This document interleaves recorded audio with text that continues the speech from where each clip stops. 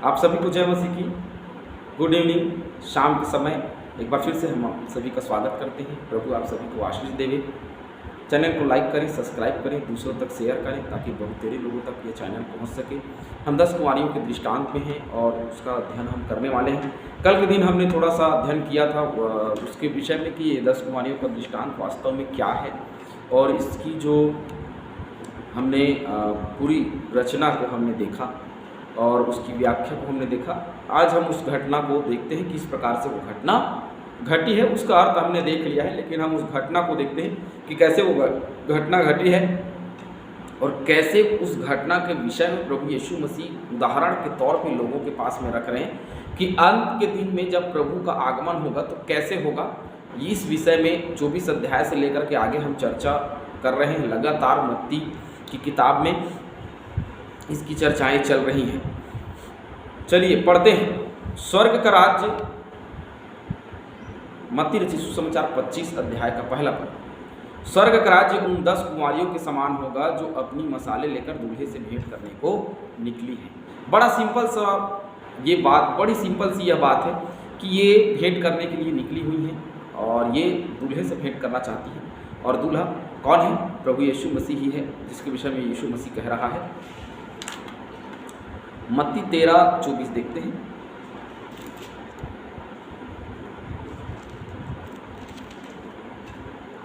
यीशु ने उन्हें एक और दृष्टांत दिया, स्वर्ग का राज्य उस मनुष्य के समान। देखिए बहुत सारे उदाहरणों में प्रभु यीशु मसीह ने बातें की, कहा स्वर्ग के समान, स्वर्ग का राज्य इसके समान है, स्वर्ग का राज्य इसके समान है, स्वर्ग का राज्य ऐसा है, स्वर्ग का राज्य ऐसा है। लोगों को समझाने के लिए कि स्वर्ग का राज्य वास्तव में कैसा है, कौन से लोग होंगे जो स्वर्ग के राज्य में प्रवेश कर सकेंगे, किस प्रकार से व्यवहार करने वाले लोग स्वर्ग के राज्य में प्रवेश कर सकेंगे, कैसे चाल चलन रखने वाले लोग स्वर्ग के राज्य में प्रवेश कर सकेंगे। ये प्रभु यीशु मसीह ने बार बार लोगों को चिताया, बार बार लोगों को बताने का प्रयास किया। और एक और दृष्टांत में प्रभु यीशु मसीह जो है स्वर्ग के राज्य को समझाने का प्रयास कर रहा है।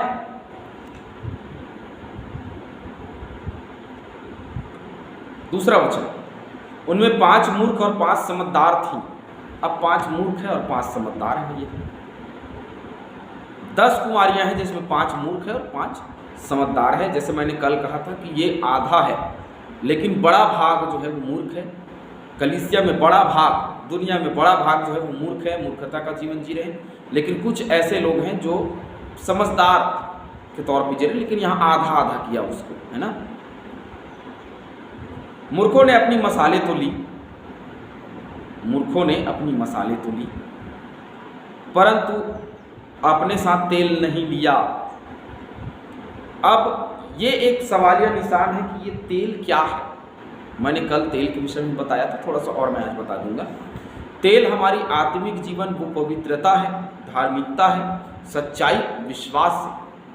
पवित्र आत्मा की अगुवाई में चलने वाले लोग अपने हृदय में यदि हम पवित्र आत्मा को भर लेते हैं, वही तेल है और वही हमारे जीवन को आगे बढ़ाती है, हमारे जीवन को ज्योतिर्मय बनाती है और कोई दूसरा नहीं है। यहोवा ने प्रभु यीशु मसीह का मैं जगत की ज्योति।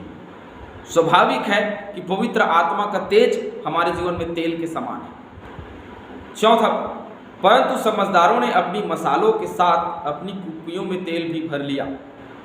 समझदारों ने, मूर्खों ने तो सिर्फ क्या क्या मसालों में तेल लिया, लेकिन कुप्पी में तेल नहीं लिया। लेकिन समझदारों ने क्या किया? समझदारों ने कुप्पियों में तेल भी लिया, अर्थात अपने हृदय में, अपने मन में समझदारों ने पवित्र आत्मा को क्या कर लिया? बसा लिया। केवल वचन सुनने का नहीं, उसमें चलने के लिए भी हमको चाहिए। वचन जो है सुन करके नजरअंदाज कर देने का नहीं है, उसके अनुसार चलने का भी। बहुत सारे लोग वचन को सुनते लेकिन उसके अनुसार नहीं चलते, पवित्र आत्मा के बारे में सुनते लेकिन उसको अंदर में नहीं भरते। वही तेल है, और तेल जब तक नहीं रहेगा तब तक हम उसके आगमन तक तैयार नहीं रह सकते। उसकी पवित्र आत्मा हमारे अंदर में जाएगी तो हम तैयार रह पाएंगे। 5वां पद, जब दूल्हे के आने में देर हुई तो वे सब ऊँघने लगी और सो गए। यीशु मसीह पर्वत पर गए चेलों को बोल करके कि तुम प्रार्थना में लगे रहो। ऊपर चला गया। थोड़ी देर हुई यीशु मसीह को आने में, ये लोग सो गए। जब भी यीशु मसीह को आने में देर लगती, मनुष्य सो जाता है। हमारी प्रार्थनाएं प्रभु यीशु मसीह के पास पहुंचती, और यदि हमारी प्रार्थना सुनने में देरी हो जाती है तो हम भटक जाते हैं, हम सो जाते हैं, हम मर जाते हैं, हम यीशु मसीह के जीवन से अलग चलने लग जाते हैं। ऐसा हमारा जीवन होने लग जाता है। ऐसा क्यों होता है मालूम? ऐसा इसलिए होता है क्योंकि हमारे कुप्पियों में तेल नहीं। आधी रात को धूम मची, अब भाई दूल्हा आएगा तो जैसे उसने कहा सबको पता चलेगा। ठीक वैसे ही जब अंत का दिन आएगा, जब प्रभु यीशु मसीह आएगा तो सबको पता चलेगा, धूम मचेगी। देखो दूल्हा आ रहा है, उससे भेंट करने के लिए चलो। एक आकाशवाणी हुई, देखो दूल्हा आ रहा है, उससे भेंट करने के लिए चलो। अब जब ये आकाशवाणी हुई उससे भेंट करने के लिए चलो, तो यह भागने लगी। देखते हैं, तब वे सब कुमारियां उठकर अपनी मसाले ठीक करने लगी। सब कुमारी अब उठी, अब उठ करके क्या क्या सब हड़बड़ाहट में भैया कि अरे ये मसाले ठीक करो, ये करो। सो गए हैं, थोड़ा सा कपड़ा वपड़ा भी थोड़ा सा खराब हो गया, तो जल्दी जल्दी ठीक करो, बाल बाल को थोड़ा हाँ बढ़िया से थोड़ा देखे हुए चेहरे में जो तेल पॉलिश लगाया था सब सही है या नहीं, सब उन्होंने चेक किया। अब मसाले को देखा तो मसाल जो है जो जल रही थी, जिसको लेकर के वो गए थे, जिसकी वजह से भेंट कर पाएंगे उससे, वो मसाले जो हैं उसको भी देखा, वो भी देखा। तो कुछ लोगों का तैयार था, कुछ लोगों का तैयार नहीं था। आगे देखते हैं क्या लिखा है। और मूर्खों ने समझदारों से कहा, अपने तेल में से कुछ हमें भी दो, क्योंकि हमारे मसाले बुझी जा रही हैं। मसाले अभी तक जल रही थी, लेकिन क्या हो रहा था कि इनकी मसाले बुझ रही हैं, इनका जीवन बंद हो रहा है, खत्म हो रहा है, नष्ट हो रहा है, ये मरने वाले हैं। तब याद है, दूसरे को देख रहे कि अरे यार अपना अनंत जीवन से हमें थोड़ा सा दे दो, अपने तेल में से हमें कुछ दे दो, अपने पवित्र आत्मा में से हमें कुछ दे दो।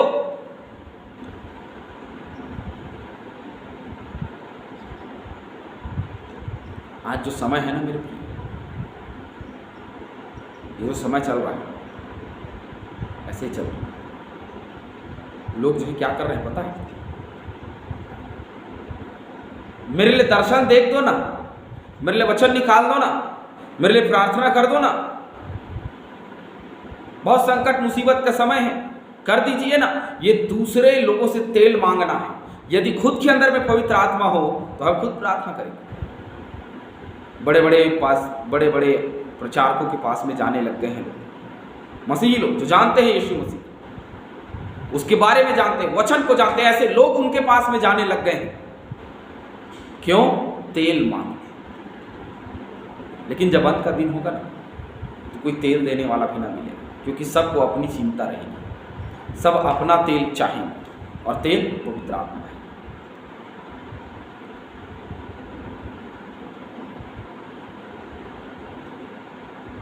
लूका 12:35 देखेंगे।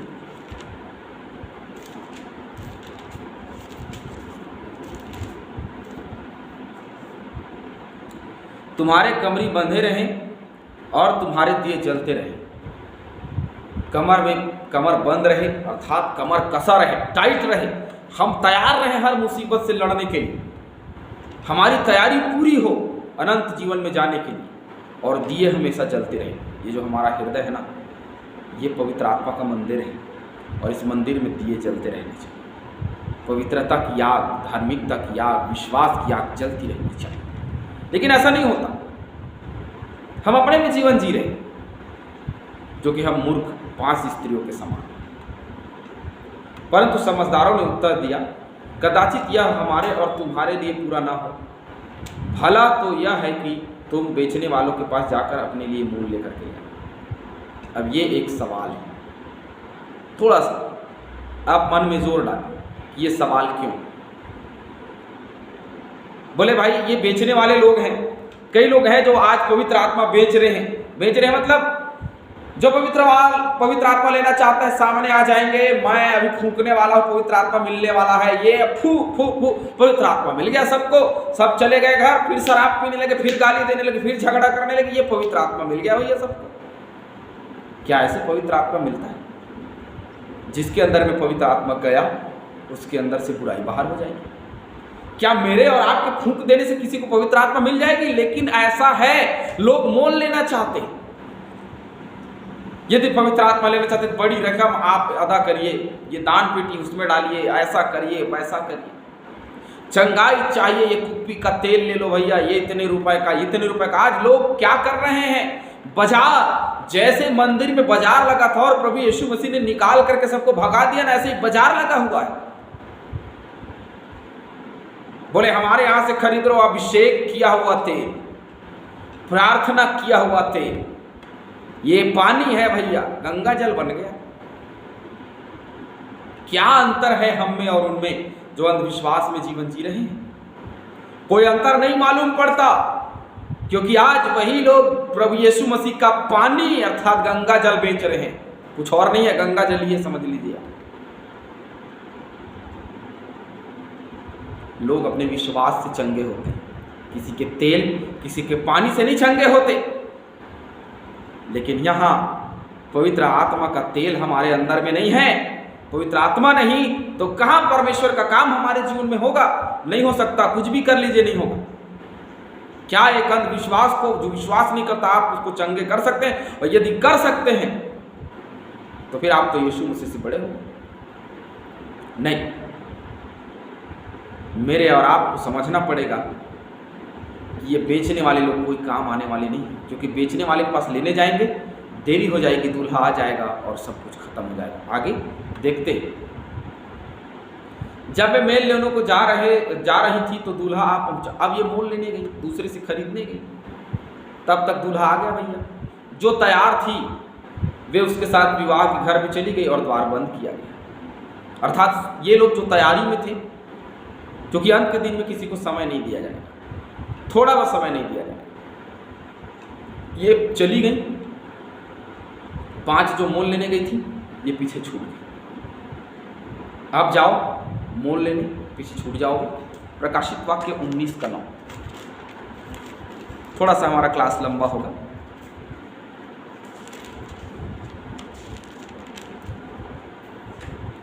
तब स्वर्गदूतों ने मुझसे कहा, यह लिख कि धन्य है वे जो मेमने के विवाह के भोज में बुलाए गए। फिर उसने मुझसे कहा, ये वचन परमेश्वर का सत्य वचन है।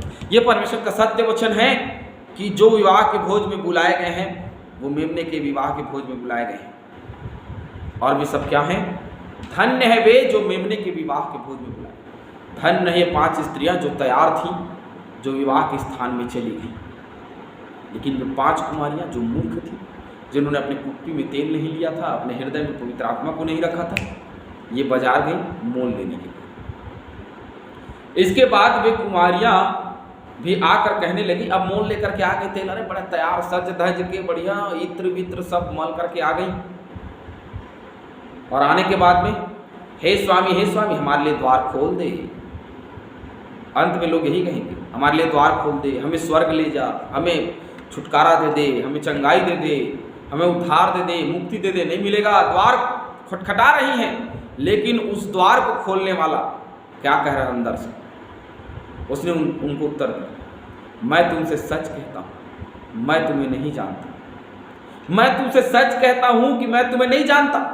तुम कौन हो? मैं तुम्हें नहीं पहचानता। अंत का जब दिन होगा तो प्रभु यीशु मसीह बहुतेरे लोगों से कहेगा कि मैं तुम्हें नहीं जानता कि तुम कौन हो। मत्ती 7:23 देखते हैं।